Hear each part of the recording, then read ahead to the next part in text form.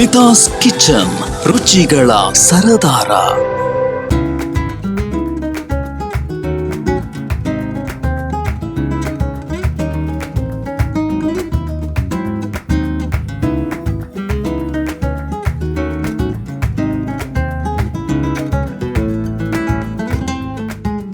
ವೀಕ್ಷಕರೇ ನಮಸ್ಕಾರ. Smitha's kitchen YouTube ಚಾನಲ್ಗೆ ನಿಮ್ಮೆಲ್ಲರಿಗೂ ಆತ್ಮೀಯವಾದ ಸ್ವಾಗತ. ಇವತ್ತಿನ ಈ ವಿಡಿಯೋದಲ್ಲಿ ನಾನು ನಿಮ್ಗೆ ಜೋಳದ ರೊಟ್ಟಿಗೆ, ಚಪಾತಿಗೆ ಮತ್ತು ಅನ್ನಕ್ಕೆ ಸೈಡ್ ಡಿಶ್ ಆದಂತ ವಡ್ಮೂರ್ಕನ ಹೇಗ್ ಮಾಡೋದು ಅಂತ ತೋರಿಸ್ಕೊಡ್ತೀನಿ.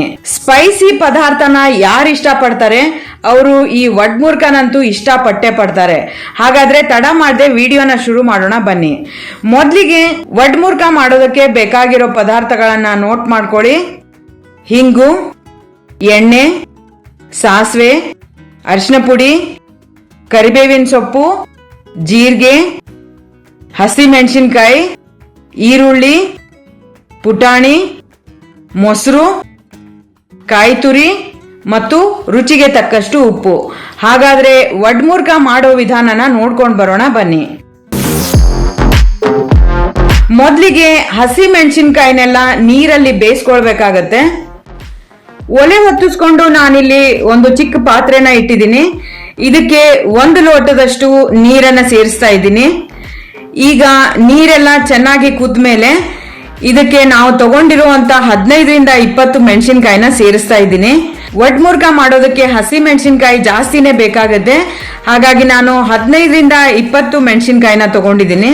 ಈಗ ನೀರೆಲ್ಲ ಚೆನ್ನಾಗಿ ಕುದೀತಾ ಇದೆ. ಈಗ ನಾನು ಇದಕ್ಕೆ ಮೆಣಸಿನಕಾಯಿನೆಲ್ಲ ಸೇರಿಸ್ತಾ ಇದ್ದೀನಿ. 10ರಿಂದ 15 ನಿಮಿಷದವರೆಗೂ ಈ ಮೆಣಸಿನಕಾಯಿನೆಲ್ಲ ಬೇಯಿಸ್ಕೊಳ್ಬೇಕಾಗತ್ತೆ.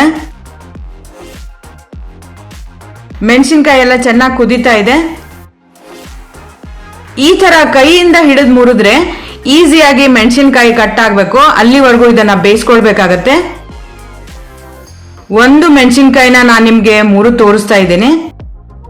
ಈ ರೀತಿಯಾಗಿ ಈಸಿಯಾಗಿ ಕಟ್ ಆಗ್ಬೇಕಾಗತ್ತೆ ಮೆಣಸಿನಕಾಯಿ, ಅಲ್ಲಿವರೆಗೂ ಇದನ್ನ ಬೇಯಿಸ್ಕೊಳ್ಬೇಕಾಗತ್ತೆ. ನೋಡ್ತಾ ಇದೀರಲ್ವಾ ವೀಕ್ಷಕರೇ ಎಷ್ಟು ಈಸಿಯಾಗಿ ಮೆಣಸಿನಕಾಯಿ ಕಟ್ ಆಗ್ತಾ ಇದೆ ಅಂತ. ಮೆಣಸಿನಕಾಯಿ ಕಲರ್ ಕೂಡ ಚೇಂಜ್ ಆಗಿದೆ. ಅದ್ರ ಜೊತೆಗೆ ಈ ತರ ಪಟ್ ಅಂತ ಮುರಿಯುತ್ತೆ. ಈ ಕನ್ಸಿಸ್ಟೆನ್ಸಿ ಬರೋವರೆಗೂ ಮೆಣಸಿನಕಾಯಿನೆಲ್ಲ ಬೇಯಿಸ್ಕೊಳ್ಬೇಕಾಗತ್ತೆ. ಈಗ ಈ ಮೆಣಸಿನಕಾಯಿ ಎಲ್ಲ ಕೂಲ್ ಆಗೋದಕ್ಕೆ 5ರಿಂದ 10 ನಿಮಿಷ ಬಿಡಬೇಕಾಗತ್ತೆ.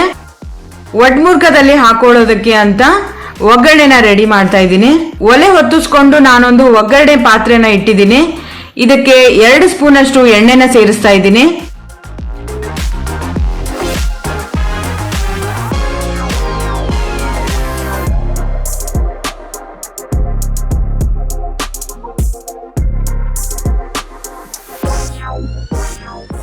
ಸಾಸಿವೆನ ಹಾಕ್ತಾ ಇದ್ದೀನಿ.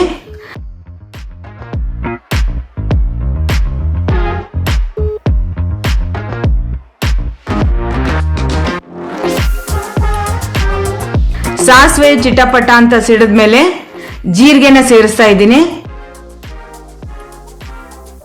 ಸ್ವಲ್ಪ ಅರಿಶಿನ ಪುಡಿನ ಹಾಕ್ತಾ ಇದ್ದೀನಿ. ಕರಿಬೇವಿನ ಸೊಪ್ಪನ್ನು ಸೇರಿಸ್ತಾ ಇದ್ದೀನಿ. 1 ಸ್ಪೂನ್ ಅಷ್ಟು ಹಿಂಗನ್ನ ಹಾಕಿದ್ರೆ ಇದ್ರ ರುಚಿ ಅದ್ಭುತವಾಗಿ ಬರುತ್ತೆ. ಈಗ ರೆಡಿ ಮಾಡಿಟ್ಟಂತ ಒಗ್ಗರಣೆನ ಸೈಡ್ ಅಲ್ಲಿ ಇಡ್ತಾ ಇದ್ದೀನಿ. ಈಗ ನಾನೊಂದು ಮಿಕ್ಸಿಂಗ್ ಬೌಲ್ ನ ತಗೊಳ್ತಾ ಇದ್ದೀನಿ. ಇದಕ್ಕೆ ಬೇಯಿಸಿಟ್ಟಂತ ಹಸಿ ಮೆಣಸಿನಕಾಯಿನೆಲ್ಲ ಸೇರಿಸ್ತಾ ಇದ್ದೀನಿ.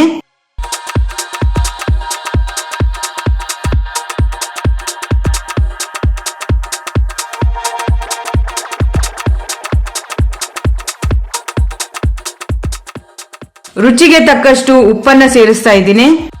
3ರಿಂದ 4 ಸ್ಪೂನ್ ಅಷ್ಟು ಪುಟಾಣಿ ಪುಡಿನ ಸೇರಿಸ್ಕೊಳ್ತಾ ಇದ್ದೀನಿ. 1 ಕಪ್ ಅಷ್ಟು ಮೊಸರನ್ನ ಸೇರಿಸ್ತಾ ಇದ್ದೀನಿ. ಈಗ ನಾವು ಕೈಯಿಂದ ಈ ಮೆಣಸಿನಕಾಯಿನೆಲ್ಲ ಕ್ರಶ್ ಮಾಡ್ಬೇಕಾಗತ್ತೆ. ಇದನ್ನೆಲ್ಲ ಸ್ಪೂನಿಂದ ಮಾಡಿದ್ರೆ ಅಷ್ಟು ಸರಿ ಹೊಂದಲ್ಲ. ಹಾಗಾಗಿ ಕೈಯಿಂದ ಎಲ್ಲ ಮೆಣಸಿನಕಾಯಿನೂ ಸಹ ಕ್ರಶ್ ಮಾಡ್ಕೊಳ್ಬೇಕಾಗತ್ತೆ.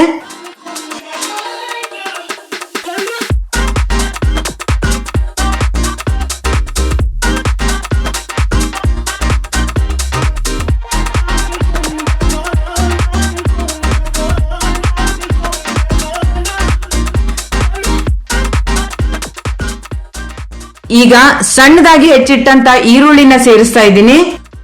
2 ರಿಂದ 3 ಸ್ಪೂನ್ ಅಷ್ಟು ಕಾಯಿ ತುರಿನ ಸೇರಿಸ್ತಾ ಇದ್ದೀನಿ.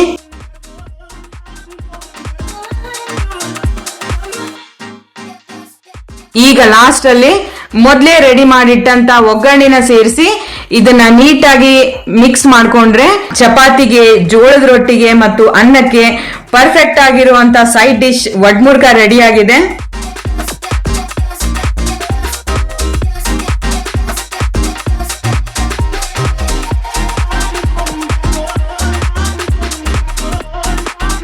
ರೆಡಿ ಆಗಿರುವಂತ ವಡ್ಮುರ್ಕ ರೆಸಿಪಿನ ನಾನು ಸರ್ವಿಂಗ್ ಬೌಲ್ಗೆ ಶಿಫ್ಟ್ ಮಾಡ್ತಾ ಇದ್ದೀನಿ.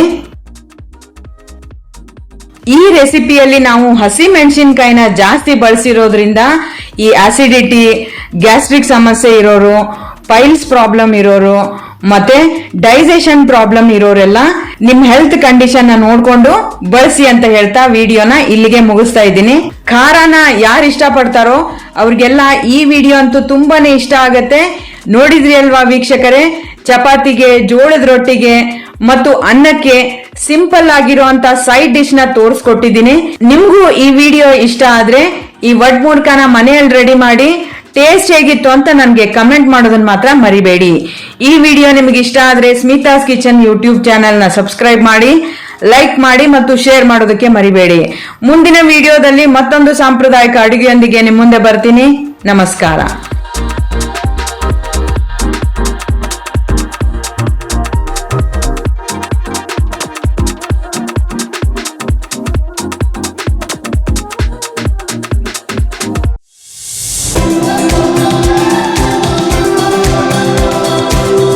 ಸ್ಮಿತಾಸ್ ಕಿಚನ್, ರುಚಿಗಳ ಸರದಾರ.